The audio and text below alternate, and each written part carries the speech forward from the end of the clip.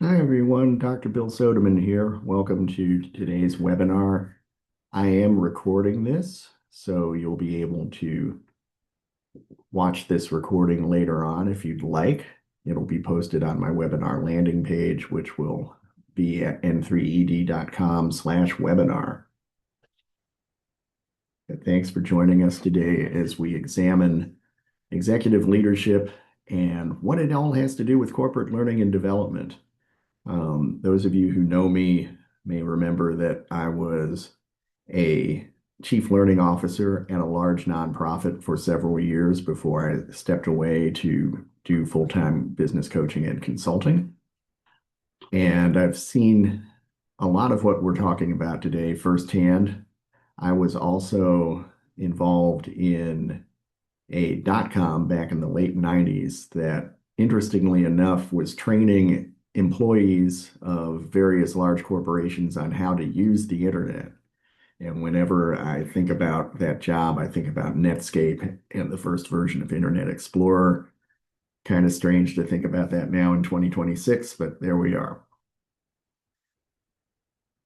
But we're going to be talking about what the C-suite and CEOs have to do with determining the success of corporate learning and development efforts in organizations. So let's get underway.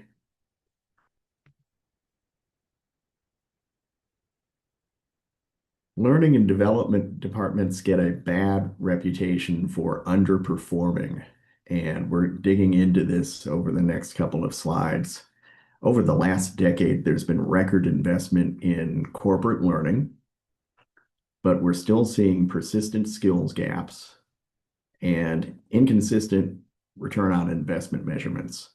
Those skills gaps are exacerbated by the advent of new technologies like generative AI, cloud computing, plus the fact that employees are being asked to do so much more these days than they ever have been on the job. They have to balance leadership, collaboration, work with their emotional intelligence, pick up job-related skills, and those skills can change pretty rapidly. We'll be talking a bit about ROI as we go along today, and return on investment. It's a great measurement for physical assets. It's a great measurement for programs, like marketing programs.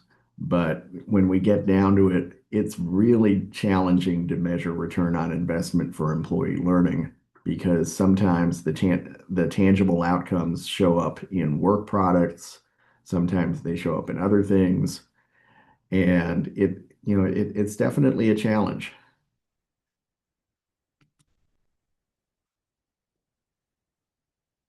Executives and learning and development leaders often live in what we call the land of the comfortable lie. If we just improve the learning programs, results will follow. Maybe we improve the content. And that's a necessary thing, but it isn't enough. Perhaps we improve our platforms. We do a better job of putting together learning spaces that are engaging, whether they're face-to-face or online, whether it's a classroom or a learning management system. And those are all necessary pieces to help people engage with learning programs, but it's not enough. We can even improve our facilitation. And over my 35 years of undergraduate and graduate teaching experience, continuous improvement was my mantra. I always tried to do a better job of leading the classroom, whether it was corporate education or university education. And, learning and development professionals are always trying to level up their game as well. So better facilitation is necessary as well, but it's not sufficient. So if improving the programs doesn't necessarily mean that better results will follow, then where are we? We're leaving the land of the comfortable lie, and we're actually going to talk about what drives learning impact. It could be the CEO's priorities.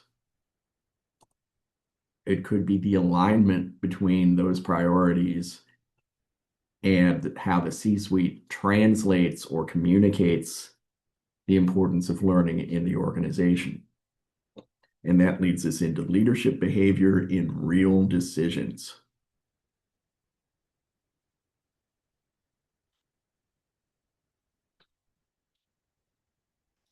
In this learning leverage model that I've got up on the screen, you can think of executive intent as something walking side by side with strategy. Strategy is a plan, but our intent is, what we actually mean to do. Executive behavior is how we communicate that intent. It could be messaging, text, it could be email, it could be video, but it's also the behavior of executives. Do they make corporate learning a priority for their direct reports? That behavior sends organizational signals to direct reports to their employees throughout the organization about how seriously we regard not only the organizational learnings, but the learning outcomes that will follow. In this chart, it's really important to remember that executive behavior is a multiplier. It's not additive. This multiplies executive intent because we've got multiple executives and they each have their own take on the learning and development programs. So what Jane does in terms of promoting a program or engaging in a program may be different than what Harry does. And if they're not on point with their messaging, they may actually undermine the learning outcomes.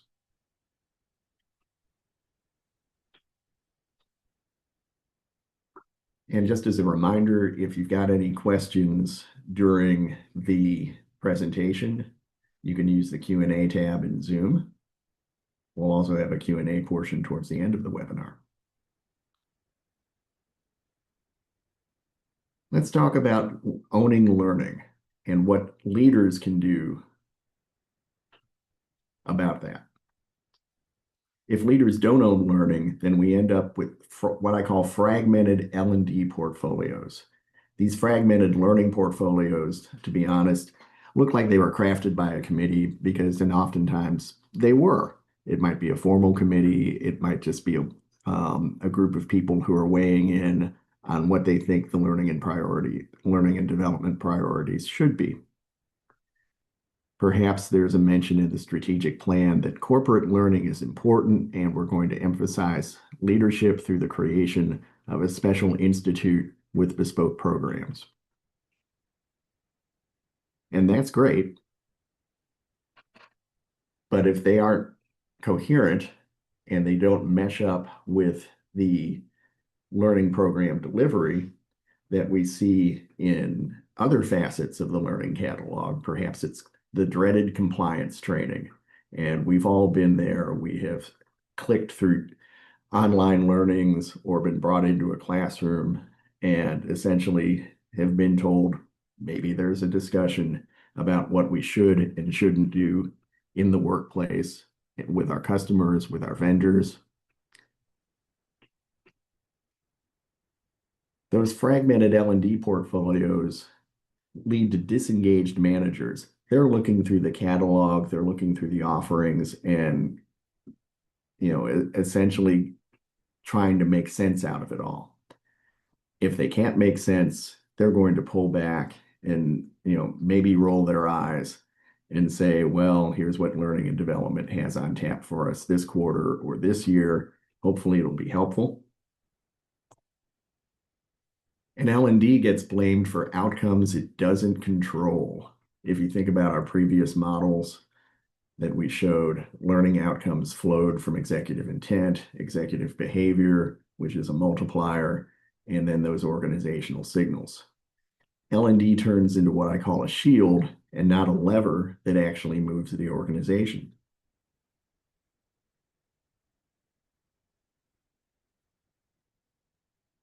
Kenneth Andrews, in one of his books, called the CEO the architect of purpose, and I'm paraphrasing him here in terms of learning. The CEO is either the architect of learning or the constraint, because the CEO sets what matters in the organization. If learning doesn't matter as much as it should, that could be a problem. The CEO also signals necessary trade-offs that managers and employees need to do. It's a fact that fewer than 5% of work hours on average are spent on training in corporate education. And that's a trade-off. We, we're all under a lot of pressure in our work to get things done. And learning may get shunted off to the side, or we may tell ourselves our own comfortable lie that the learning will happen later when we've got time for it. But the best time to learn is before you actually need the skill. The CEO also defines the seriousness of the organization in terms of how we regard the overall value of our learning programs. And here's our learning leverage model again. So you can see that CEO behavior and the CEO as the architect of learning factors in up here, not only in executive intent, but in executive behavior. And in turn, create some organizational signals that help lead to learning outcomes. I'm not implying in this chart that learning outcomes are all determined by this cascade. Of course, what happens in the classroom, whether it's virtual or face-to-face, is a large component of it. But we need to set people up for the point where they enter a learning space and become engaged in the learning. That's our hope. If they're not interested, if they're not engaged, if we're just going through the motions, learning may not happen the way we want it to happen.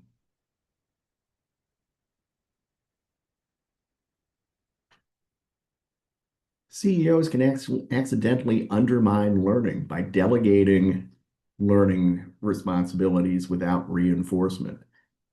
CEOs can tell or message to their direct reports, and it goes down the chain saying that you've got to get this compliance training done.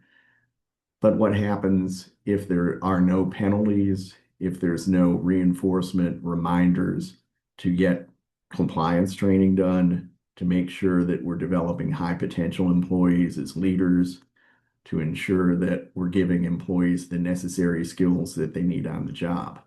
If that delegation doesn't come with reinforcement, then we're undermining learning. CEOs also have to change priorities without explanation. Strategic plans change. A great example is the advent of AI. Many organizations have had to think on the fly with AI and add it to theirs as a part of their strategic plan in mid-course. And that's all well and good. But if there's only a cursory explanation about why that's important, employees and managers may question, well, what's going to happen to my job or what's going to happen to my role if AI takes over? And that's a conversation for another day. But these changing priorities, and another example could be we're going to retract or pull back from a market where we haven't been doing well. Employees and managers may have questions about that.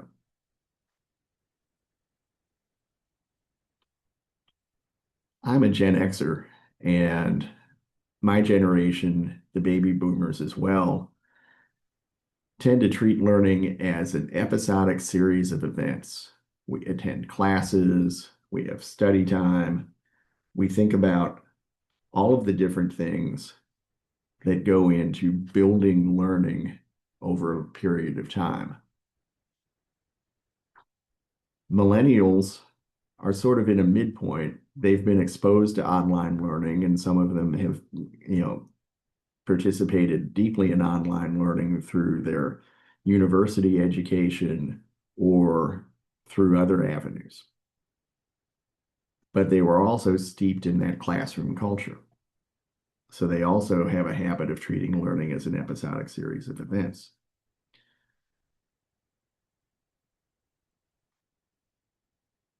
The most recent generations are very accustomed to online learning.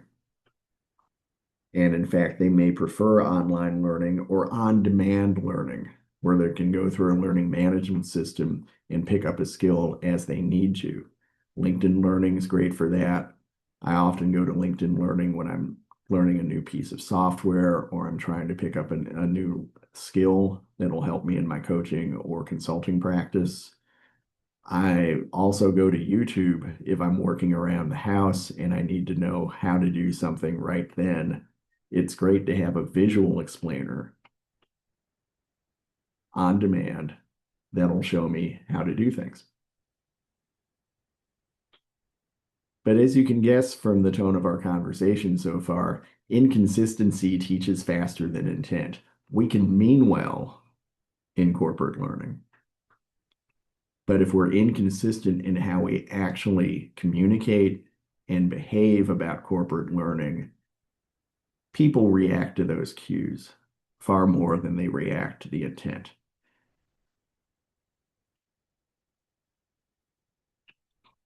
We're going to do a quick poll here, and you think about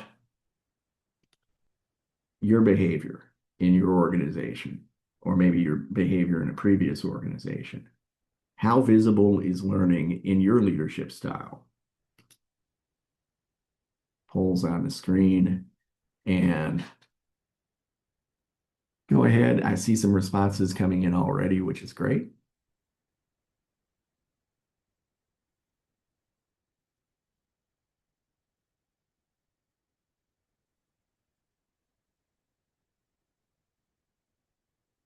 We'll take another moment for people to answer this question.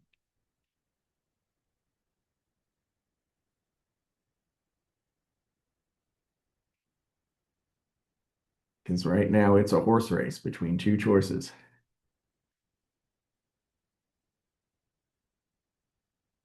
And I'll give you a few more seconds to answer the poll.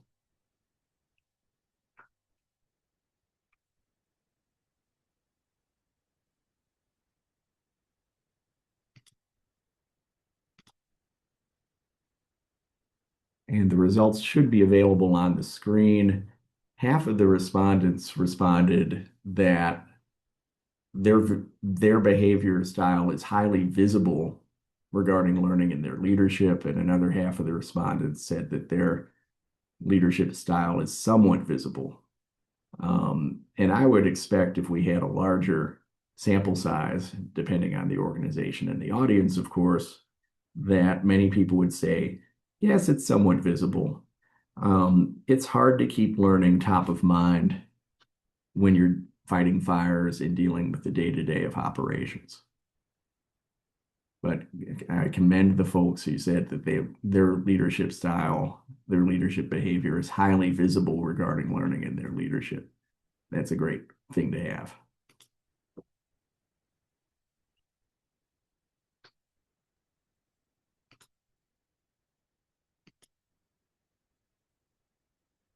Well, we've talked a little bit about what not to do.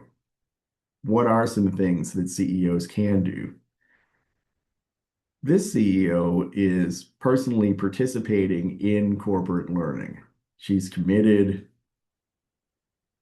She's part of the discussion.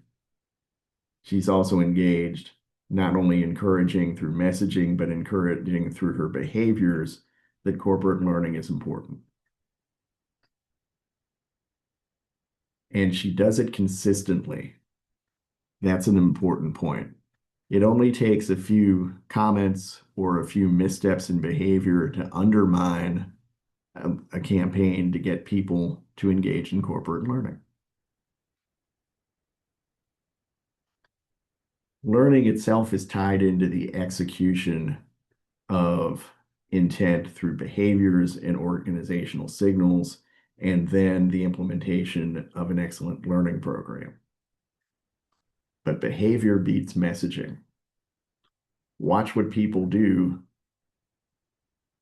and you'll get an idea of what they really think about things.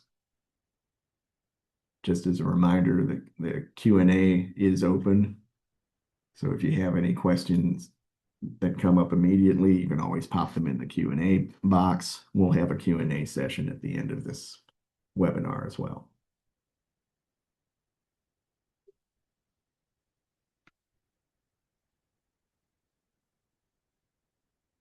If the CEO sets the direction of the organization, then one of the things that the C-suite does is it translates that direction into reality through their instructions to the direct reports, through the way that they manage their programs, departments, business units, however we want to arrange them.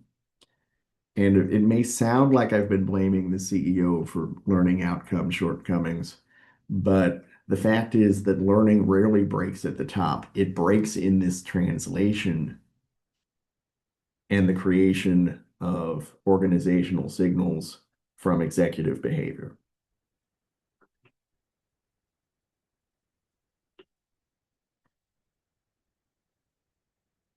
Having worked in learning and development for many years, I'm steeped in theory, learning theory, how people prefer to take in information. I've tried many different things.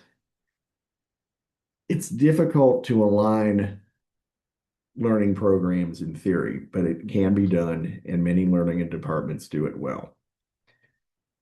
But if the messaging, if the behaviors are inconsistent in practice, those behaviors from executives, managers, and supervisors that lead people into the classroom, then we're undermining our learning programs.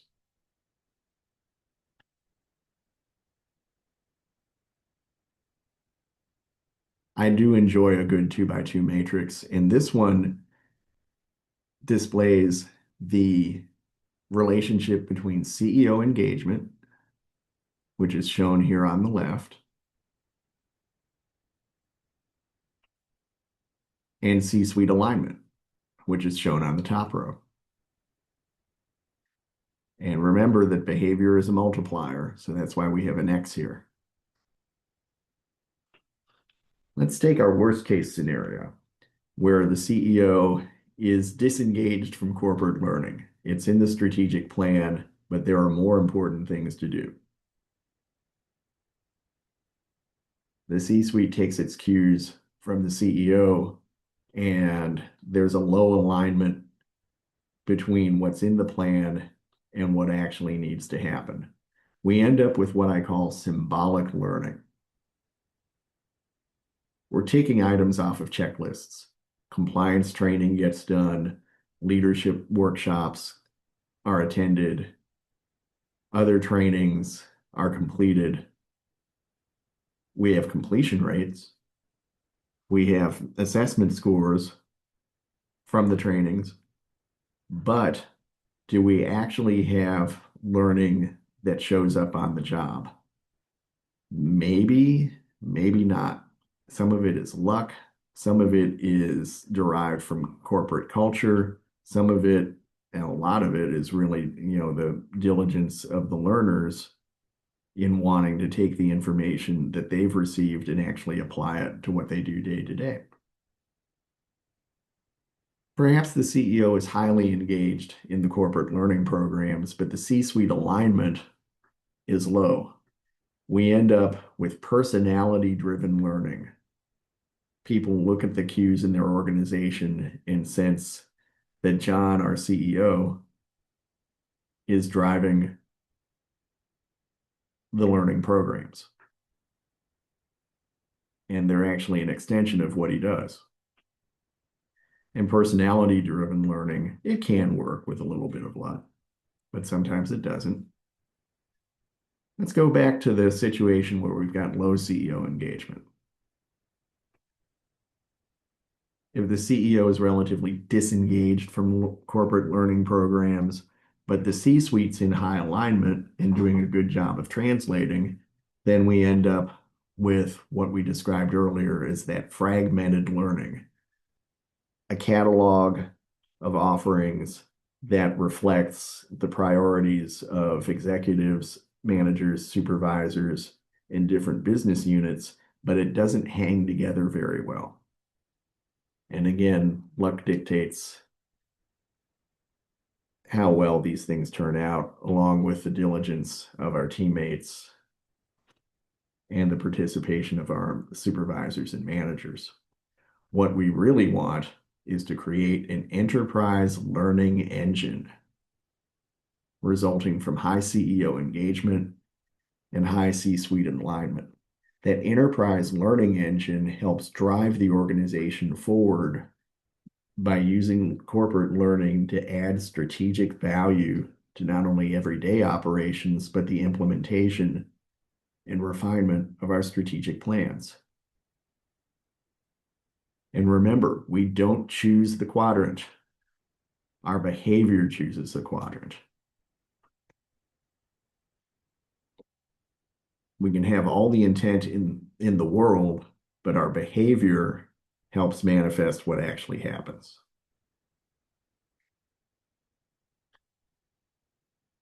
That matrix was a predictive matrix. And it's interesting because you can see some of the results: inconsistent L&D ROI, as we mentioned earlier, credibility gaps. People look at behaviors and what is actually offered, what the strategic plan is, what the company culture is, and they may find credibility gaps. We may say something's important, we may intend to communicate that, but what we actually see in terms of behavior may not reflect it. This leads to executive frustration with corporate learning and development.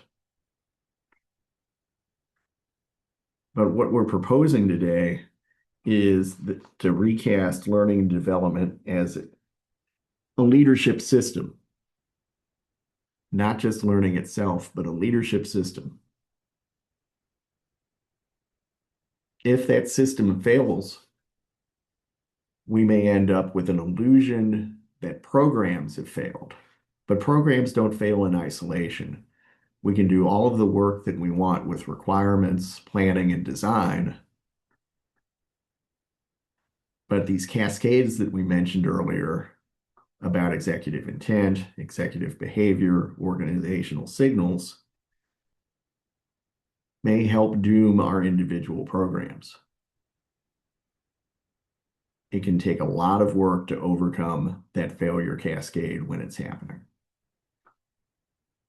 And the failure is often determined upstream from the actual execution of those learning programs.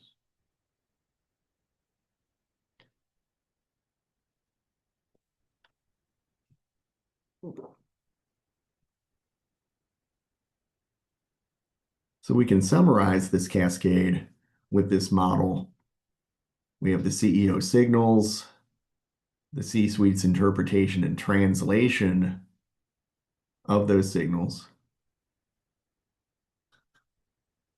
which leads to managerial behavior and filters into the employee learning experience so that we have generated our learning and development outcomes. And of course, this cascade doesn't dictate all of the learning outcomes, but it does have an influence.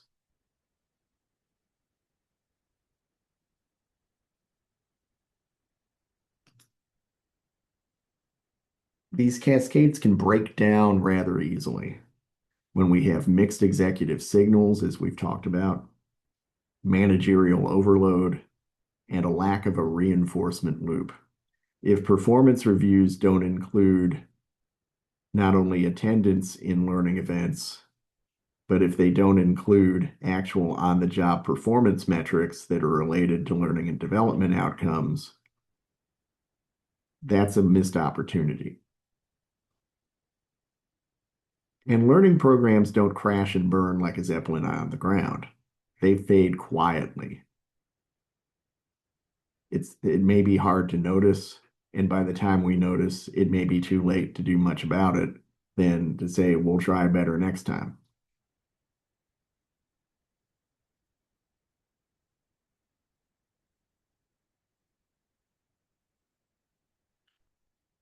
So what does an executive aligned learning and development portfolio actually look like?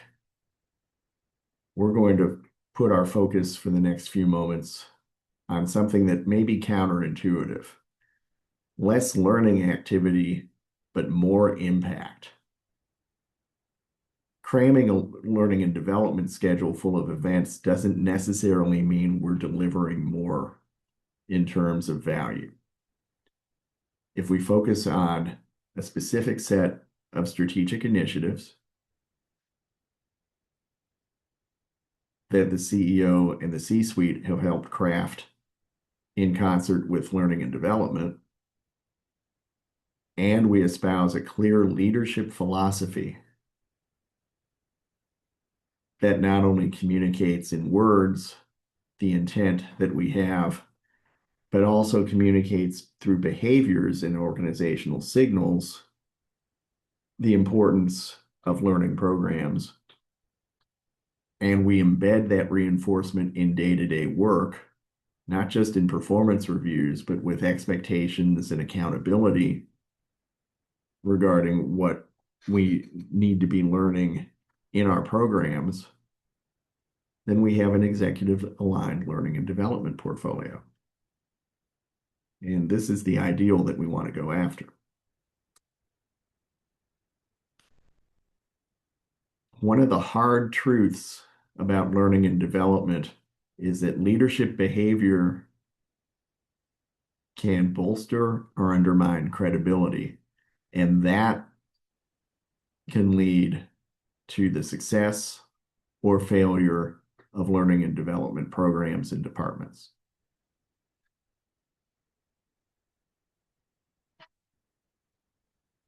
It can be frustrating for a learning and development leader because no matter what she or he does, if the messaging and the behaviors are inconsistent, then their learning and development department is working from a disadvantage.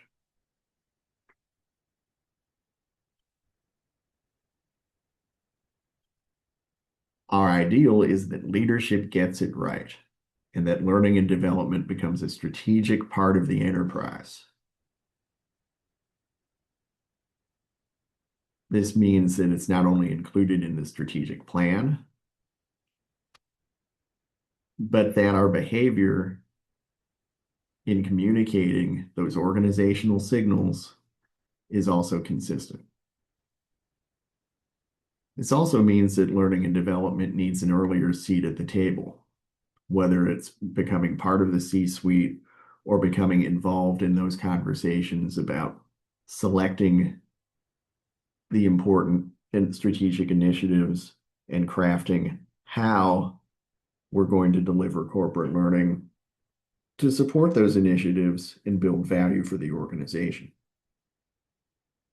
When we do this right, we see visible business impact. And that helps us answer the question about return on investment. Learning and development programs, as I mentioned earlier, have a bad reputation for having inconsistent return on investment. But if we do our jobs right, as leaders and learning and development professionals, we have a much better chance of building value for the organization and crafting that visible business impact that we so often need.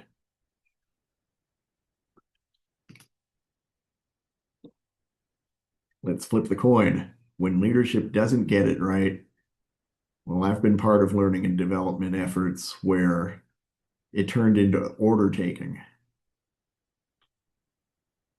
Employees and supervisors and leaders would request specific types of training, and learning and development would do its best to provide those types of training. And those requests may not be aligned with strategic plans. They may not be aligned with operational plans. There may also be constant resets in terms of how learning and development is organized and delivered. If classroom trainings aren't working, and we saw that after the pandemic, employees were reluctant to come back into classrooms unless compelled, and they also preferred to learn online, perhaps through a Zoom webinar like we're doing now. That's one example of a reset. If a module isn't landing with audiences, we tweak the module.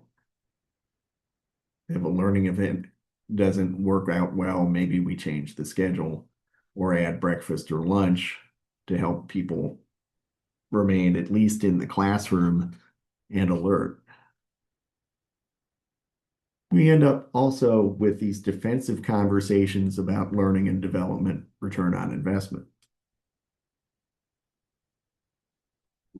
And those are hard conversations to have whenever they turn into defensive conversations.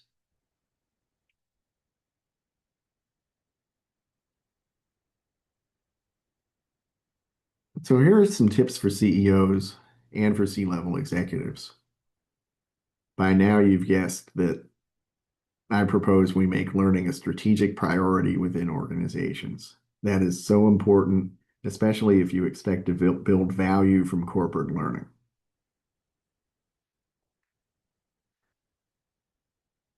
Leaders also need to model seriousness about learning and development programs.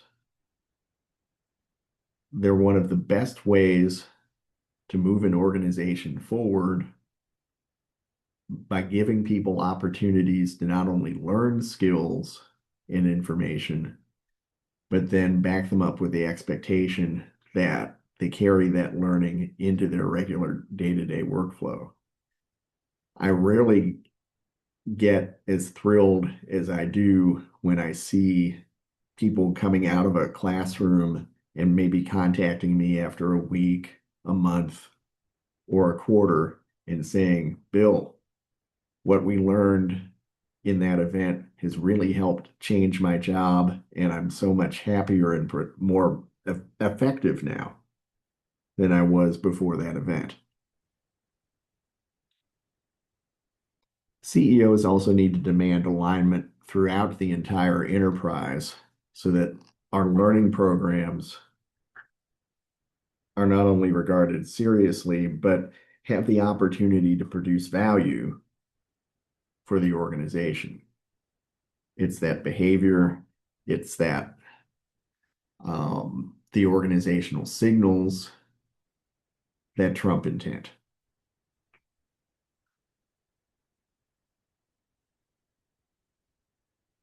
So it's important that the C-suite speaks with one voice.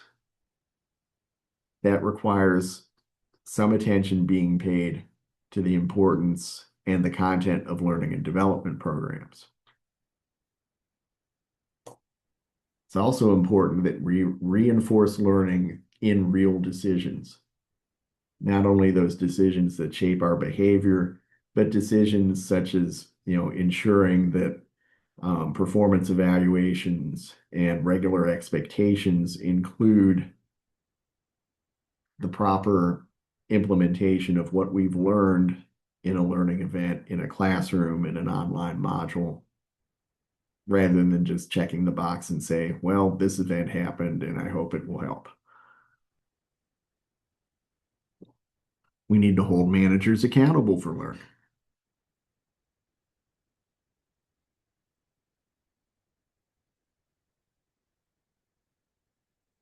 We also need to stop accepting symbolic leadership. An announcement that, oh, we've got this $100,000 program that we've set up to build a leadership institute is great. Remember, many corporate learning and development departments are underfunded and under-resourced. But this is just a symbol. If we don't follow through with behavior and organizational signals, all the money in the world may not necessarily help us.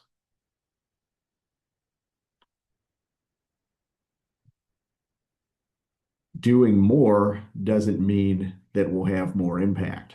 Doing more actually serves as an organizational signal that perhaps we don't know what we're doing.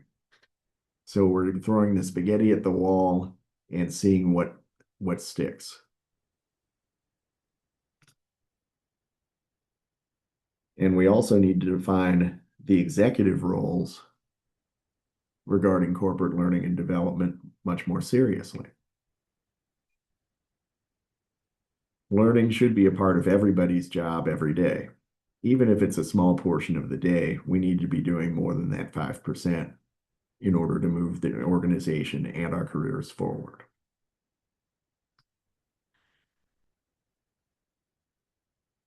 Our governing principle in building this executive learning operating system that we've been talking about is consistency in leadership.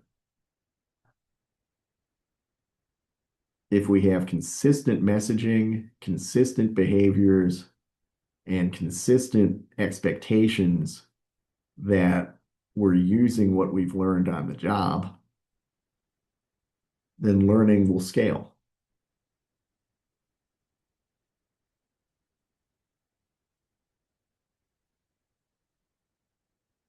So let's reframe. Now that we've talked about a lot about what's wrong with leadership and corporate learning and what we can get right with corporate learning, learning and development itself may not be broken. It could be that our leadership systems are actually misaligned and undermining our corporate learning programs. So let's fix the signals before we fix the programs. Let's fix those behaviors. Let's make sure that expectations and accountability are in place. And above all, let's make sure that we've got a congruent set of learning programs that add value to the organization and help move our strategy forward.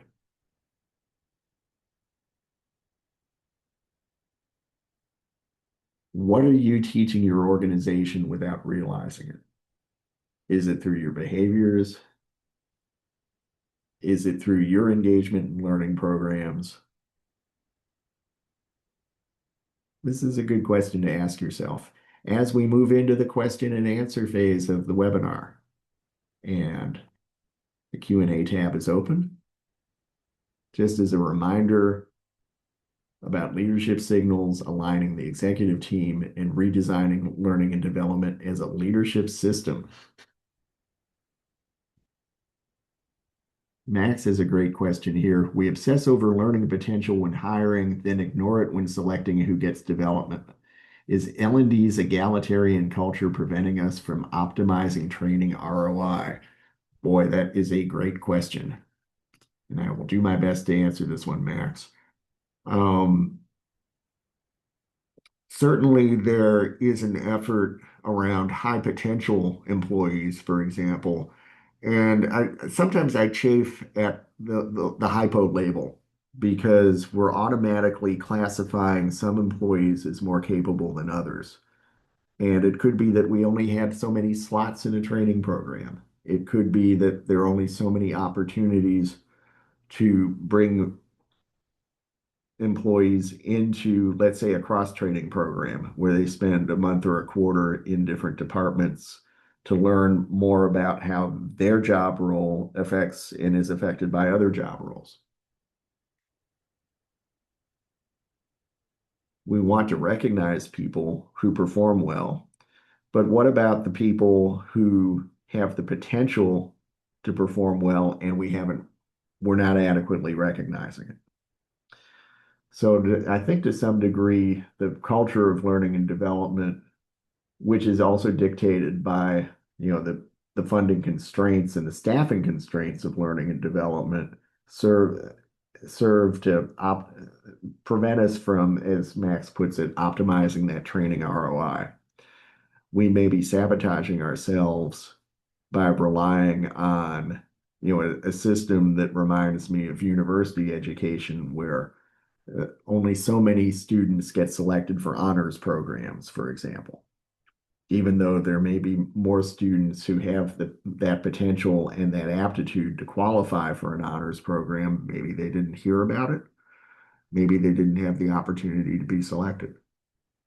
Hope that answered your question, Max. That was a really thought-provoking question. Thanks for sharing that. While we're waiting for some additional questions, you're welcome, Max. Thank you. I'll remind you that today's webinar has been recorded and it will be available on our webinar landing page at n3ed.com/webinar. Federico's got a question. What's the best way to influence top leadership to value and invest learning and development more when they always request specific ROI from the L&D initiatives? I think some education about the nature of learning and development is essential. It's a service, and while we can measure return on investment on a service, it's important to note that we can't directly measure how effective an employee will be on the job as they walk out of a training event. That snapshot ROI that we're accustomed to getting from an investment an investment in capital or real estate. We have that timeline and we can do snapshots over time. Well, maybe we can do that with learning and development, but there are a lot of different inputs that affect the overall ROI. So getting back to the first part of Federico's question, what's the best way to influence top leadership to value and invest L&D more? Um, Learning itself is a process, and we're all familiar with it. Um, some of the classes in college where I learned the most are the classes where I performed the worst. And the reason I say that is that learning itself is a process, and we have to give people in that process the opportunity to succeed or fail.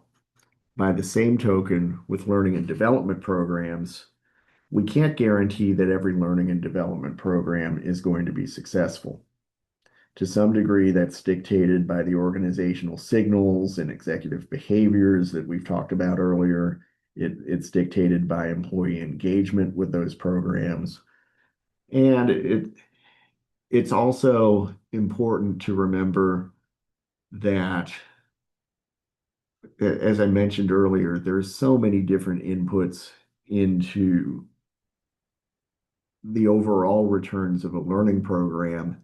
It may take a lot of effort to track those down. One of the pieces about AI that offer me a lot of encouragement in terms of learning and development is AI's ability to find patterns in disparate amounts of data. Even 5 years ago, it was difficult to track ROI, but now it's possible to build ROI analytic models backed up by AI to find patterns that we wouldn't necessarily see or recognize. Great question, Federico. Thank you very much for that.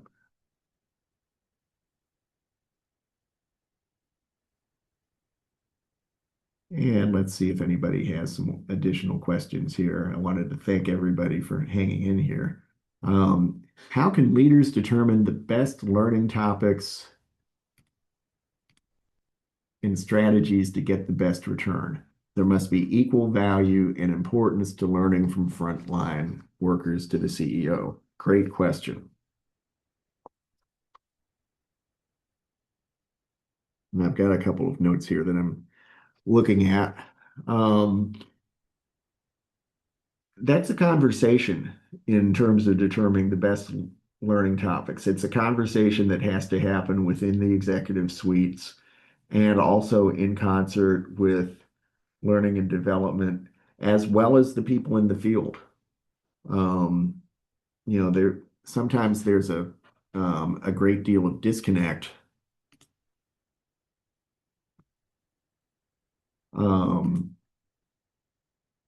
between what happens and the reality of the job day to day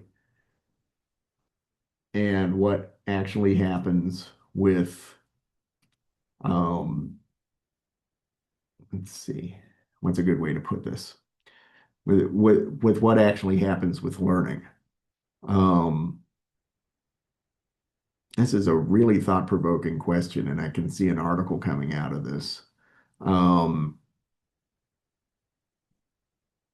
But you're right. There has to be um, that equal value and importance in the learning from front lines and workers to the CEO. Jennifer's got a question that I mentioned that a CEO is either the architect or the constraint of learning. What's the most effective way for an L&D leader to provide feedback to a CEO who is unknowingly acting as a constraint? Well, one approach is to move the conversation from program quality to that leadership signal cascade that we talked about earlier. We don't want to make this a personal critique, but we do want to use the CEO effect framework that we've presented throughout this webinar to show that the CEO is the architect of that learning environment.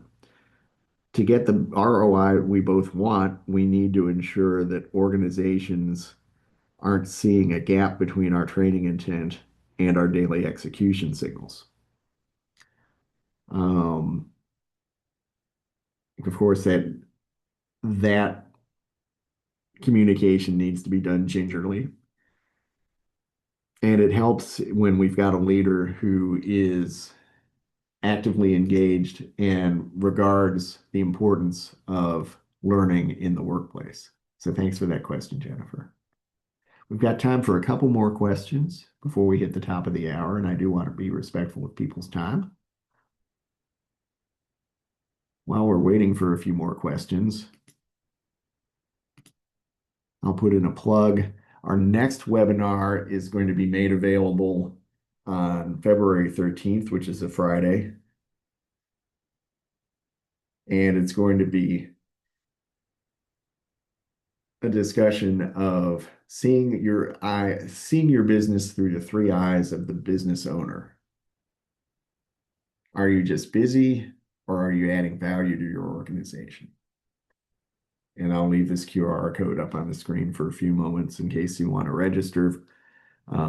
You'll get an email reminder and an invitation for your calendar so that you know about this event. Jennifer's got an additional question here. I also noted that better content and platforms are necessary but not sufficient. When we stop focusing solely on program quality, what specific metrics should we use to measure leadership behavior in real decisions? Really good question. Obviously, completion of a learning program doesn't mean a lot beyond the fact that people attended the whole event. But what we could focus on, besides program quality, are I'll use the example of evaluation forms, or as we call them in L&D, smile sheets. It's important to have some touch points well after the event. And I've done this with leadership development programs where there are regular check-ins with attendees to follow up on how they were using the learning that they had in that event.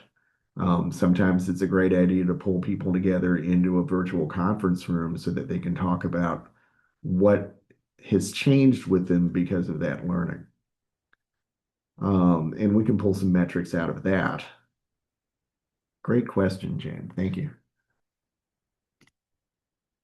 We've got time for one or two more questions before the top of the hour, and I do want to be respectful of people's time.